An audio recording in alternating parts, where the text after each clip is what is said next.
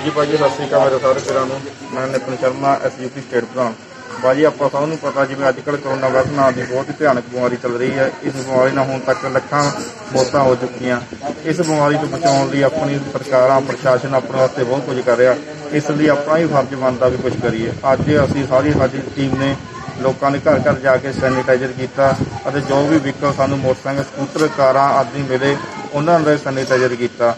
ਮੇਰੇ ਸਾਰੇ ਵੀਰਾਂ ਨੇ ਸਾਡਾ ਬਹੁਤ ਸਾਥ ਦਿੱਤਾ ਅਤੇ ਲੋਕਾਂ ਨੂੰ ਅਪੀਲ ਕੀਤੀ ਵੀ ਘੱਟ ਤੋਂ ਘੱਟ ਘਰਾਂ ਤੋਂ ਬਾਹਰ ਨਿਕਲੋ। ਜੇਕਰ ਕਿਸੇ ਨੇ ਦਵਾਈ ਜਾਂ ਰਾਸ਼ਨ ਕੁਝ ਵੀ ਲੋੜੀ ਦਾ ਸਮਾਨ ਚਾਹੀਦਾ ਹੋਵੇ, ਉਹ ਤੁਸੀਂ ਸਰਕਾਰ ਵੱਲੋਂ, ਪ੍ਰਸ਼ਾਸਨ ਵੱਲੋਂ ਦਿੱਤੇ ਹੈਲਪਲਾਈਨ ਨੰਬਰ 'ਤੇ ਸੰਪਰਕ ਕਰਕੇ ਘਰ ਮੰਗਵਾ ਸਕਦੇ ਹੋ। ਤਾਂ ਮੇਰੇ ਸਾਰੇ ਵੀਰਾਂ ਨੂੰ ਇਹੀ ਬੇਨਤੀ ਆ ਵੀ ਘਰ ਤੋਂ ਬਾਹਰ ਨਾ ਨਿਕਲੋ, ਪ੍ਰਸ਼ਾਸਨ ਦਾ ਸਾਥ ਦਿਓ। ਬਹੁਤ ਬਹੁਤ ਧੰਨਵਾਦ ਸਾਰੇ ਵੀਰਾਂ ਨੂੰ।